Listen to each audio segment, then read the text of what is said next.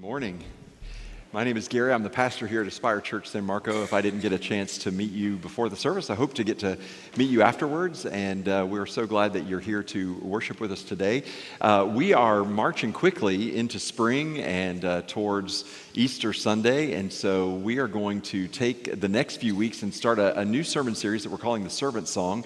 We're going to be looking at some passages from the book of Isaiah, the Gospel according to Isaiah. So if you want to go ahead and open your Bible to Isaiah chapter 42, we're going to be there in just a few minutes. Before we get there, I just want to say I appreciate so much our Next Gen team and the work they've done to create this digital collective. I know some of you probably didn't hear a word David said because Amelia was so adorable. So I just want to say again, I appreciate that. If you participated with us in the digital fast over the month of February, congratulations, no matter how well you think you did or didn't do. Hopefully it just created a little more space for you, for the relationships that are most important, family, and certainly most of all with God, and create some space for Him. And as we continue on to March, I just encourage you to continue to make your time with the Lord a priority as you think about what it is that He did for you. Sometimes we rush to Easter Sunday, which is certainly a great thing to celebrate, but Easter is only special because of everything that led up to it. And so I think taking some time over the next few weeks to really walk with Jesus, walk with the Lord, and consider all that He's done for you is really, really an important part of this season. And I hope that you will do that. Our worship guide that we give you every week has a daily reading plan. It's got a small group discussion guide in there. If you're not a part of a small group, we'd love to get you connected to one.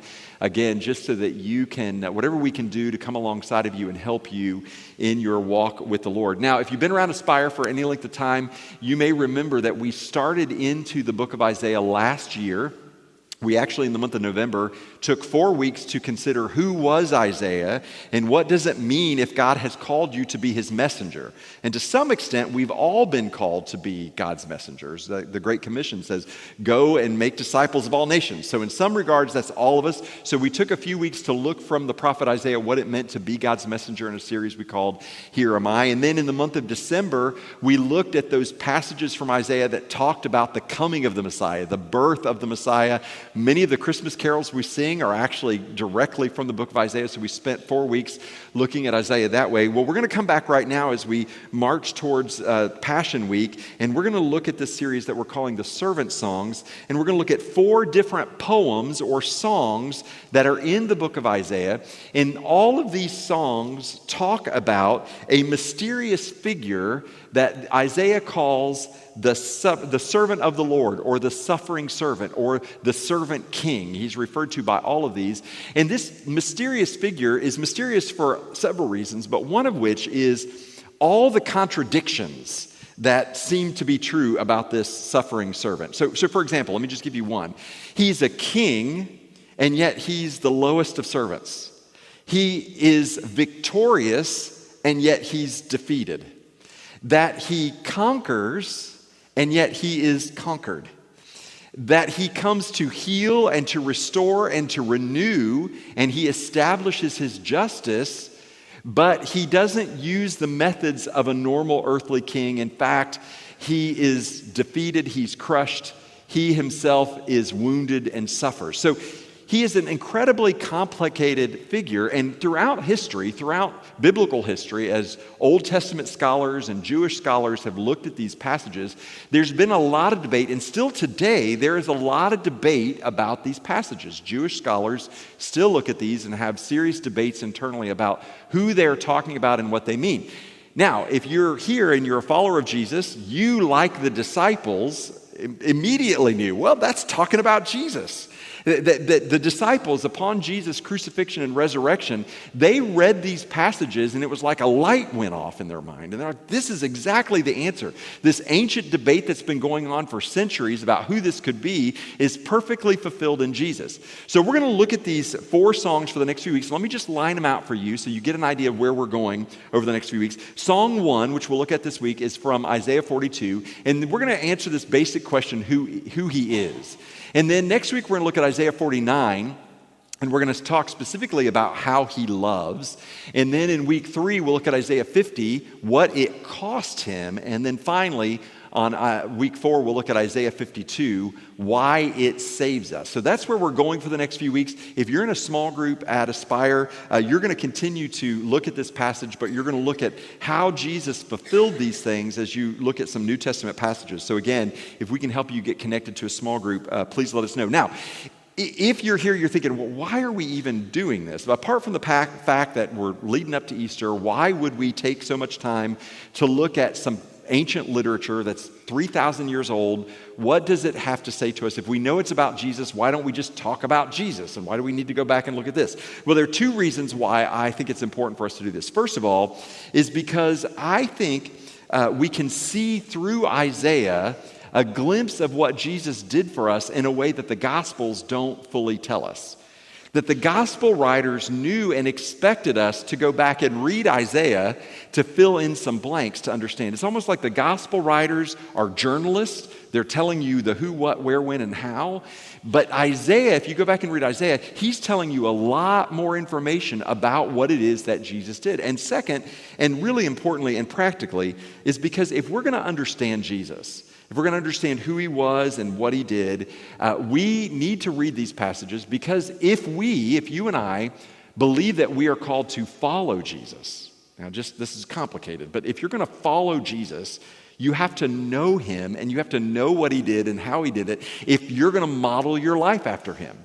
So I want to look at this for these two reasons, so that we understand a little bit better what it is Jesus did, but also to see how we might follow him. So this week we're going to look at the first song, which is found in Isaiah chapter 42, who is the servant. And we're going to look at verse 1 and 2, and we're going to see the character of the servant. The character of the servant. Here's what Isaiah said. "Here is my servant, whom I uphold, my chosen one in whom I delight. I will put my spirit on him, and he will bring justice to the nations. He will not shout or cry out or raise his voice in the streets." Now, immediately when you read this is the voice of God speaking through the prophet Isaiah, saying, "This is my servant. I will put my spirit on him." If you've been around church any length of time, you might remember an encounter that Jesus had at the Jordan River with John the Baptizer. And John was his cousin.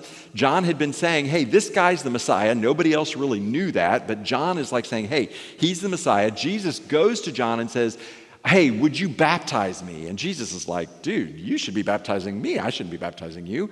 But since you asked me to do it, I'll do it. So John baptizes Jesus, puts him below the water, and Scripture says that the Spirit of God descended on Jesus like a dove. Well, look right here in Isaiah. I will put my Spirit on him. And you see this fulfilled in the baptism of Jesus. But notice something else that this says. Notice that it says, he will not shout or cry out. Now that little Hebrew word that's translated in English as cry out is really a word that means to drown out, or to a voice that would drown out or would overwhelm every other voice. Meaning that this servant who is coming is going to have the power to establish justice, but he's not going to do it the way the rest of the world does it. He's not going to raise his voice and just drown out other voices. He's not going to come in some might and strength and power and overwhelm everybody. That's the method of earthly kings. Think about this. Think about how earthly kings, how earthly powers get their will accomplished. What do? Well, they overwhelm their enemies, or they overwhelm their partners, either economically or militarily. The way you win in the world is you are the loudest voice.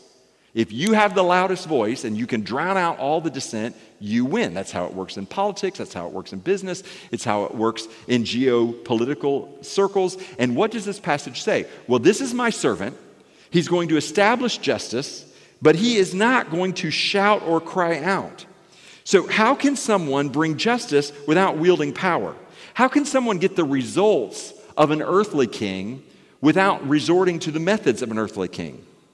How can someone who is ultimately going to be despised and rejected, as Isaiah is going to tell us, bring about peace on the earth? Now, Jewish scholars, as I said, have debated whether this passage is referring to the Messiah.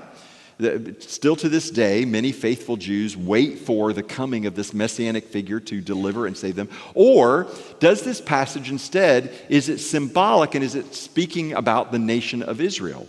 So as Jewish scholars have read this, they've had this debate going on for years, but the truth is, if you read this passage carefully, this servant turns the heart of the nation of Israel back to God. So it can't be about the nation of Israel. It must be about this Messiah who is going to come. But we don't even need to get into that debate to know this, because God himself shows us how to read Isaiah chapter 42 at Jesus' baptism. It wasn't just that the dove descended on Jesus, but in Mark's gospel, as Jesus is coming up out of the water, God said something to Jesus. Look with me at Mark chapter 1, verse 11 and 12. Here's what God said as Jesus is coming up out of the baptismal waters. "You are my son, whom I love. With you I am well pleased." Now, this word from the Lord actually is two quotes from the Old Testament. The first quote comes from the first part. It was, "You are my son." That comes from Psalm chapter 2. If you go back this week and read Psalm chapter 2, you will find that Psalm chapter 2 is all about the Messiah who is going to come, the hope of this one who will come and redeem and save people from their sin. But the second part of that quote from Mark chapter 1 comes from Isaiah 42 verse 1, this passage that we just read. "With you I am well pleased." So we already know, based on this one statement, we already know that this great messianic king and this suffering servant is one and the same person. Somehow, this suffering servant gets the results of an earthly king without using the methods of an earthly king. How can someone be a servant and a king? How can somebody be humble and powerful? I was thinking about this, and as I was considering some modern examples, I thought about how whenever you see a popular sports figure or a figure from Hollywood who does something for a powerless person or a poor person or a weak person, how much news attention that gets. You know, like let's just say you've got a sports figure who's accomplished on the field, and they go and they visit a children's hospital. And suddenly, all over social media and all over the news, it's just like how great this athlete is, because here this very powerful person on the court or on the field has shown up to this children's hospital with this weak, helpless child, and they're there advocating for the care of these sick children. Why does that fascinate us? Or think about this. Think about a really, really rich person. I mean, just more money than you can imagine. And they make a donation of $1 million, which percentage-wise is nothing compared to what they make. But they make a donation of $1 million to a homeless shelter, and it gets all this attention. Why does that happen? Well, why are people doing it? Or you think about some powerful political figure. They've got all the authority and the power, and they go into an inner-city school, and they read to school children. Why does that capture our attention? Why does that get the news media's attention? I mean, after all, some of you do that. Some of you go and visit sick people in the hospital, or you go and serve in underprivileged schools, or you coach Little League basketball, baseball, or you serve, whatever you do. You do that, and the news media doesn't show up, right? I mean, nobody posts about you doing that. Why do they do it when it's rich and powerful? Here's why. Because something about that captures our attention.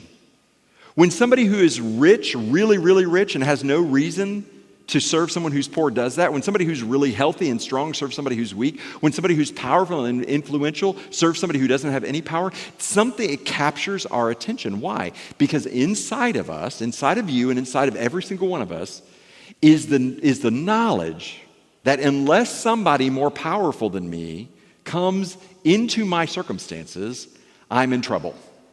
Like, I need somebody. I need help in this. Now, if that's not you and you find yourself a powerful, rich person, you think, oh, I don't need anybody to help me. The truth is, you have lived long enough and been in a situation where at some point you needed that kind of help. We have an instinct, a desire inside of us for somebody to come who condescends, who leaves aside their power, their wealth, their authority, and they come and they help those who have no power, who have no wealth, and who have no authority. That is this picture that we're seeing in this passage. And so the question that I would ask in terms of the character of the servant is, well, what does that mean for me? Well, if I'm a follower of Jesus, this should be reflected in my character. That I should be someone who is willing to step aside and to help someone else. But it's not just that I do it, it's how I do it. Do I engage in such a way that I seek to use the power and authority and the methods of the world, or am I willing to take on the form of a servant in my attitude and my way of helping people? Think about this in terms of your own character.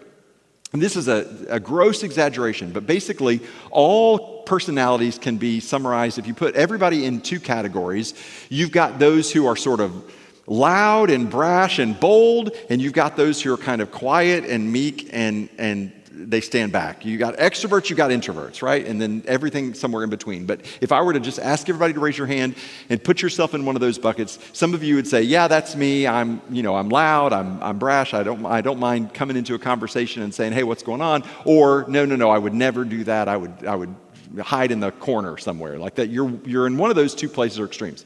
Think about this. Think about what the gospel is calling you to do. Let's just say you are a loud, brash, bold person. What this passage is saying is Jesus didn't shout over other voices. The servant didn't drown out other voices. Instead, he quieted his voice and became a servant. That if I'm naturally bold and brash, has the gospel made me more humble and more gentle?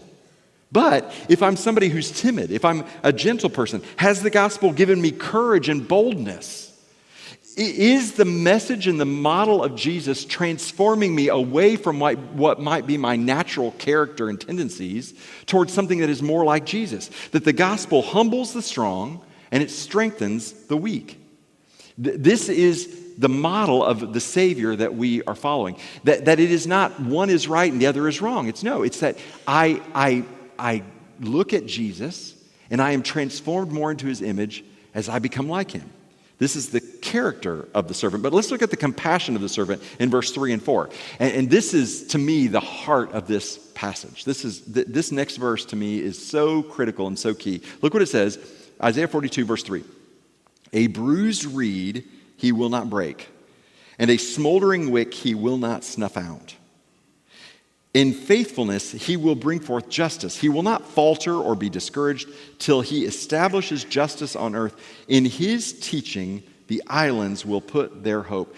A bruised reed he will not break. A smoldering wick he will not snuff out." Now this word bruised is kind of an interesting word. It's translated here as bruised, but it can also be translated as crushed. This is a word that refers to a deep contusion. This is a wound to an internal organ. It's a death blow. It's not just bruised like we think about bruised. No. This is a death blow. Jesus, if you follow his ministry, seemed to be attracted specifically to people who were wounded and who were hurting. Just think about the stories of Jesus. You go through every story of Jesus, and what do you find? He is always attracted toward these bruised or broken reeds, toward these smoldering wicks, these candles that are just about to go out. Life's just about to fade. There's no hope. They're just about to be completely blown out, and Jesus seems to go to them. Think about the woman caught in adultery, for example.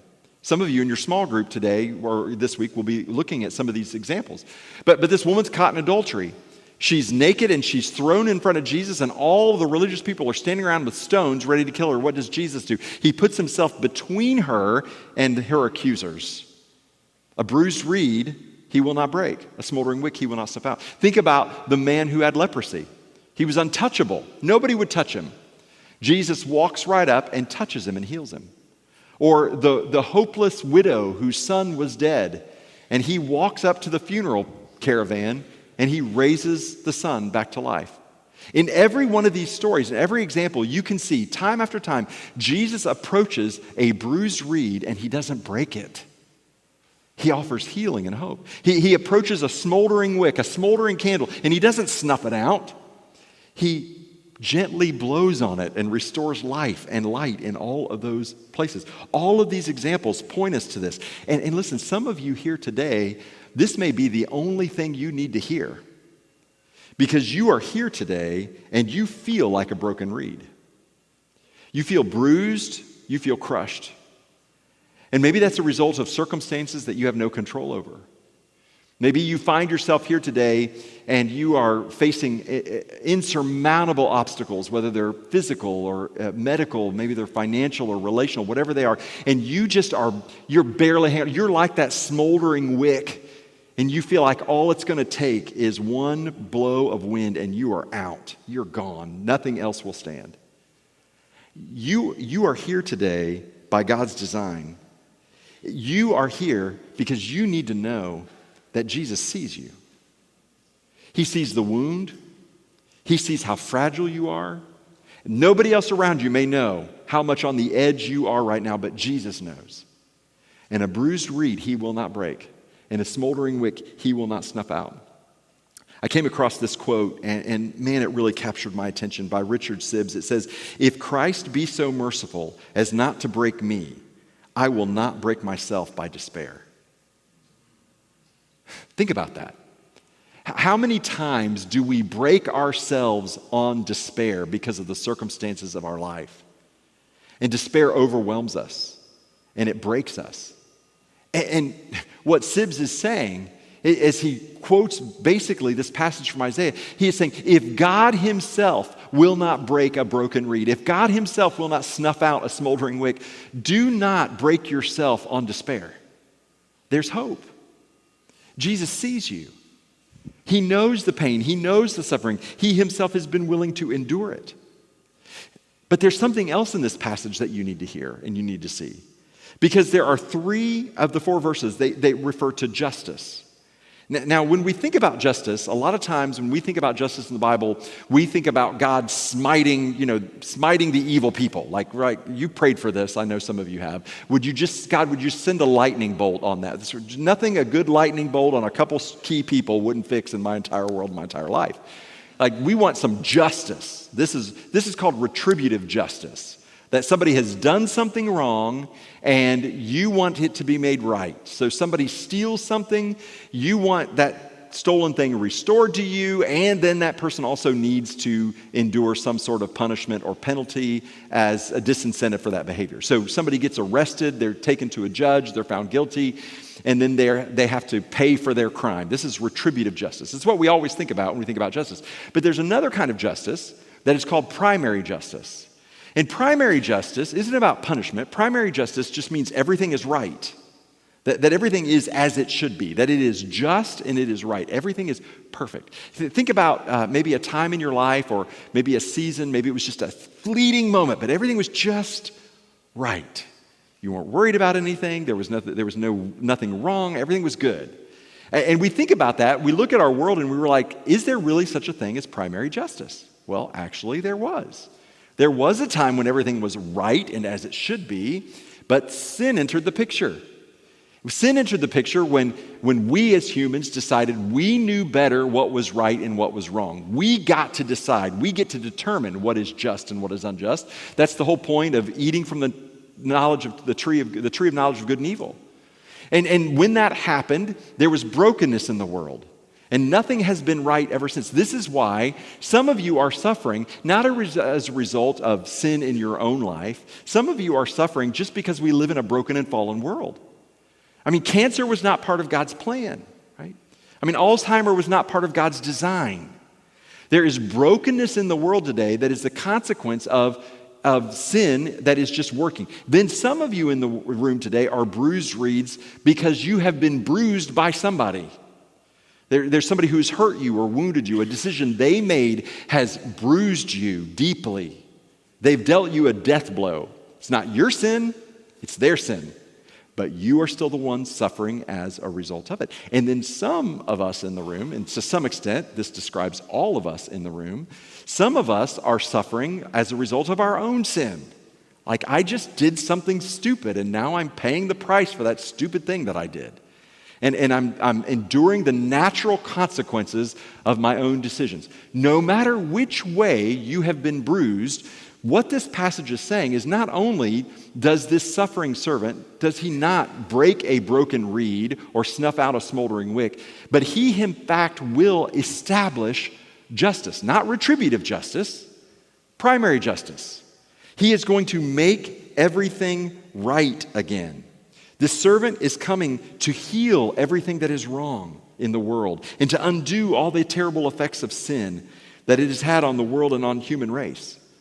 So what does this mean for you? It means if you are that bruised reed, if you are that smoldering wick, What the message of the Bible from the beginning to the end is, hold on.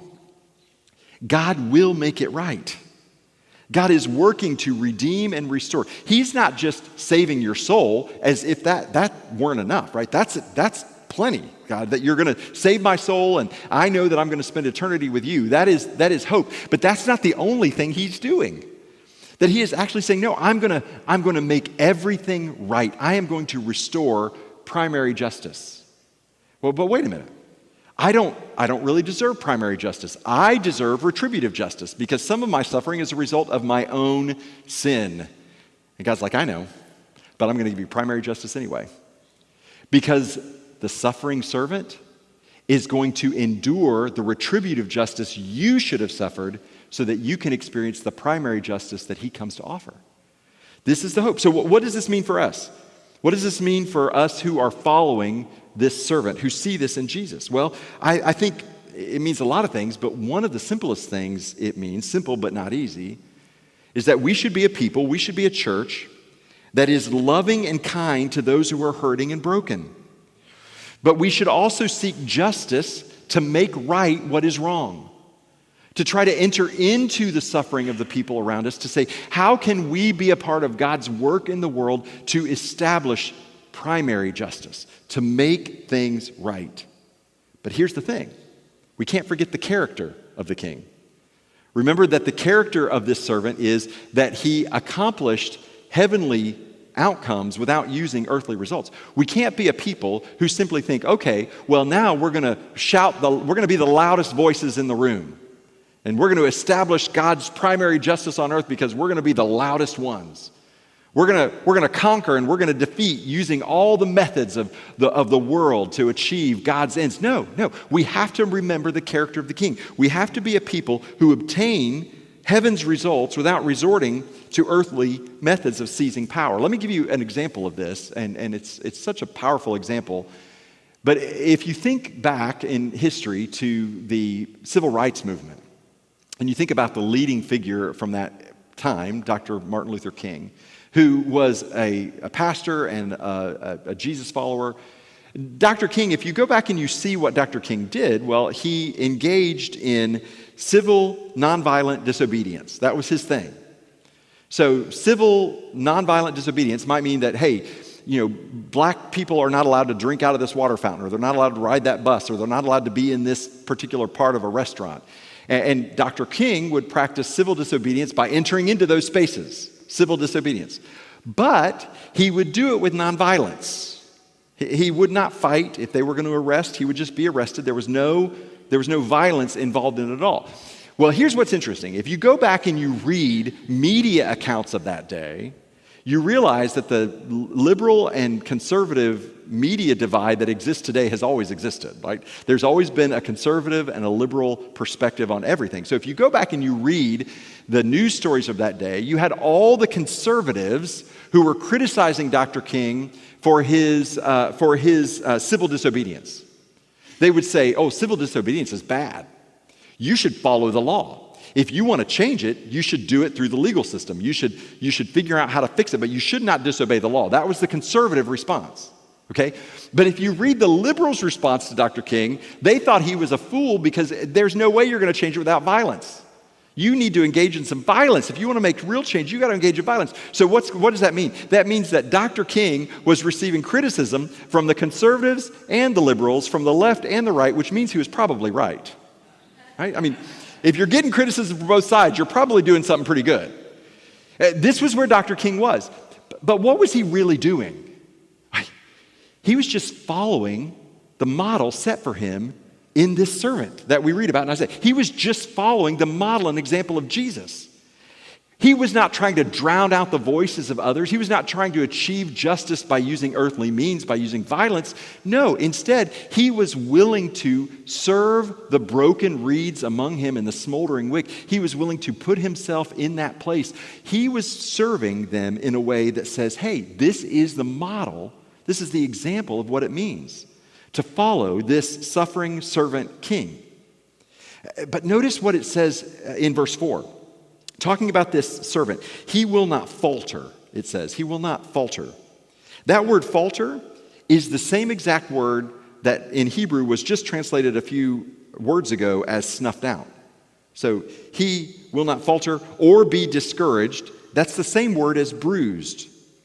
Notice what this is saying. It's saying that this servant will experience the very same things of those that are suffering that he has come to save. So he's coming to rescue the bruised, and he himself will be bruised. He's coming to rescue those who are about to be snuffed out, but he himself will be snuffed out. But it will not overcome him. He will not give up. That he is going to put himself in the place of the broken reed. He's going to put himself in the place of the smoldering wick. He will endure that for their salvation. This takes us all the way back to Genesis chapter 3, verse 15, which is the first glimpse in the Bible we see of this servant, of this Messiah who will come. Look with me at Genesis 3:15.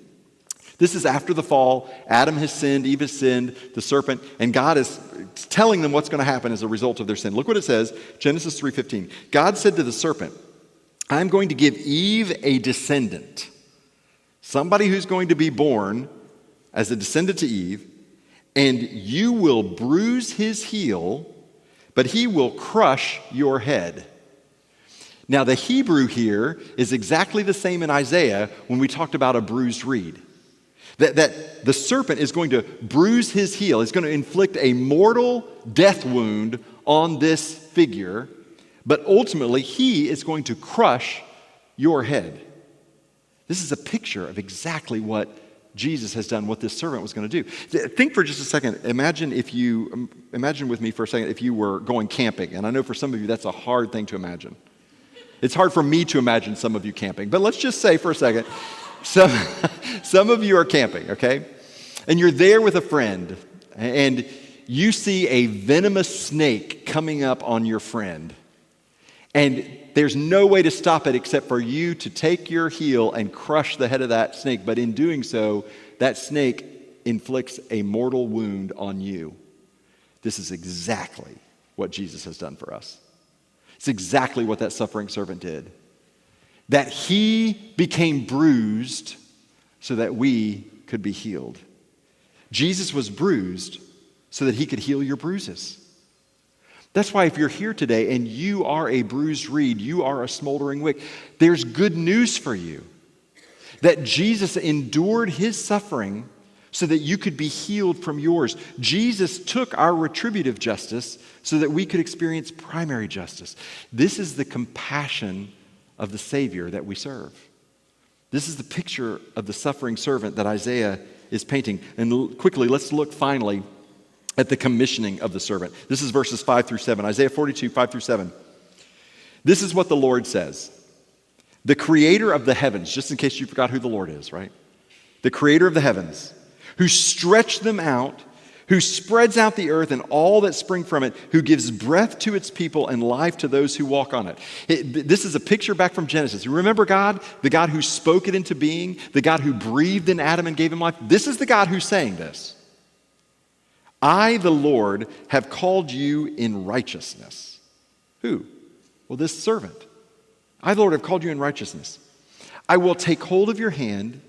I will keep you and will make you to be a covenant for the people and a light for the Gentiles, to open eyes that are blind, to free captives from prison, and to release from the dungeon those who sit in darkness. And when Jesus went back to his hometown, into the temple to preach his message, this is what he read.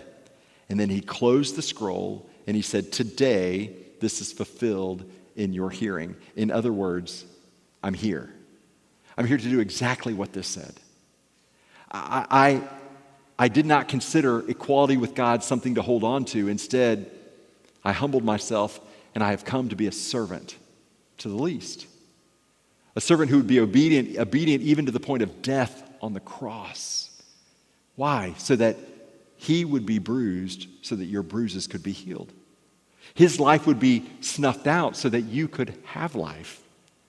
He would suffer the retributive justice of the sins that we have committed in order for us to experience the primary justice that we can't get any other way. So whether you are suffering today as a result of the brokenness that is just in the world, whether you're suffering as the consequences of someone else's sin in your life, or whether you're here today and you are suffering because of your own sin, the message is the same. Jesus was bruised so that your bruises could be healed. Trust him. Follow him. He will not break a broken reed. He will not snuff out a smoldering wick. The King saved us by becoming a servant who suffered for us. The King of all of heaven became a servant in order that we might become princes and princesses in the kingdom. So there are at least three things that I think if you're here and whether you're a Jesus follower or not, I think there are three practical things that you might consider this week as you are considering and thinking about what Jesus has done for us. First, I want to encourage you to resist the urge to grasp for power, but rather follow the pattern of your servant king. Stop trying to get the results of your heavenly king by using the methods of earthly politicians. Stop trying to be the loudest voice in the room. What would it look like if you just stopped? If you just instead picked up a towel and started to serve those around you? You think, well, I can tell you what would happen. I'd get taken advantage of. Yep, you probably will. You probably will. But this is the point. How do we follow the pattern of Jesus and still seek to be the loudest voice in the room? How can we, the church, say that we are following this servant king when we're trying to grab power for ourselves? It doesn't work. You cannot get the results of a heavenly king by following the methods of earthly kings. So stop grasping for power and instead take the position of a servant. Second, show gentleness toward the broken around you. Show gentleness toward the broken around you.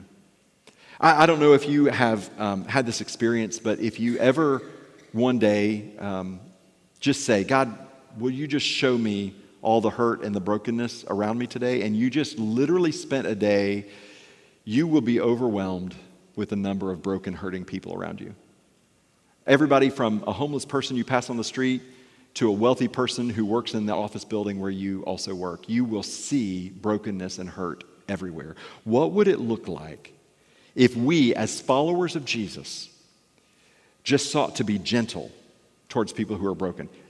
I'm not saying you have to fix it. I'm just saying, what would it look like to be gentle? And as I thought about this, I thought about three responses that sometimes I personally feel when I see brokenness around me. There are three, and I'm not proud of any of these, but maybe you can relate to these too. One is impatience. Like sometimes I just feel impatient with brokenness. I'm like, come on, just try harder, work harder. You can overcome this. Like, I got things to do. Let's move on. Let's get going here. I'm not proud of that, but it's true. Or the second thought is maybe judgment. Maybe I look at a situation, maybe you do too, and you've ever thought to yourself, well, I wonder how they ended up there. Like maybe they did something to end up in that situation. And maybe you even look with some sense of judgment that says, well, if you had done what I had done, you wouldn't be like you are. I mean, whether you're right or not, it's judgment, right? This is how we tend to look. So impatient, judgment, or indifference. This is really the lethal one. I just don't even want to see it. I just turn my eyes away. It's part of the reason the digital fast was so important, so that we get our eyes off devices and we're looking around at the people who are around us and we see the hurt. But the truth is, I don't want to see it. So what do? I get my phone out and I just stay on my phone. Because if I'm on my phone, I don't have to see the suffering and pain around me. I can see it in other parts of the world, but I don't see it in the person who's right in front of me in the line at the store. So how do you do this? Don't respond with impatience, judgment, or indifference. Why? Because Jesus didn't respond to you that way. He wasn't impatient with you. He didn't cast judgment on you when you, in fact, probably deserve judgment. He wasn't indifferent towards your situation. A bruised reed he will not break. A smoldering wick he will not put out. What would happen if every person who followed Jesus just said, for the next month, I am going to be gentle with those who are broken around me. I might not be able to fix it, but I'm certainly not going to break them. I'm not going to break them with my indifference. I'm not going to break them with my judgment. I'm not going to break them with my impatience. Show gentleness to the broken around you. And finally, and most importantly, is bring your brokenness to Jesus. Bring your brokenness to him. Stop trying to hide it. You may be able to fool everybody around you, but the truth is you know. You know your brokenness. You know your need. And you're not going to fix yourself. If you were going to fix yourself, you'd have already done it. But you haven't. So what would happen if you brought your brokenness to Jesus, who will not break a broken reed? What would happen if you just said, I'm going to place my hands in the hands of the gentle, compassionate Savior? See, sin and shame are crushing, but Jesus will never crush a broken soul. He invites you to come as you are, but he will not leave you that way. Instead, he will offer you healing. He will offer you light and hope and restoration. And it may not come quickly. In fact, it may not even come in your lifetime. But God will make all things new, and he will do it in you if you will trust his servant, Jesus.